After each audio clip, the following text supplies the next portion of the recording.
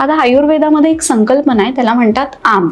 म्हणजे आता पोट दुखणं विषय म्हणून की अळशीचा काढा कधी केला असेल तर माहिती असेल की तो असा शेंबडासारखा घट्ट होतो अळशीचा काढा, त्याला आपण आम म्हणतो.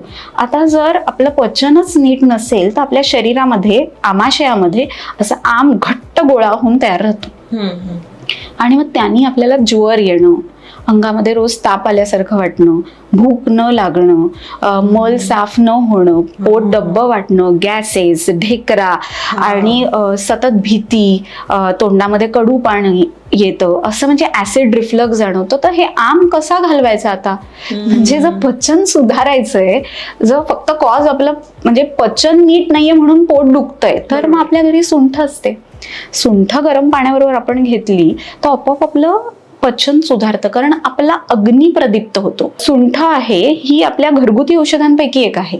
तर ते सुंठ जर आपण पाण्यात वापरली तर त्याचा आपल्याला पचनासाठी उत्तम उपयोग होत असतो. म्हणजे त्यांनी अग्नी प्रदीप्त होतो.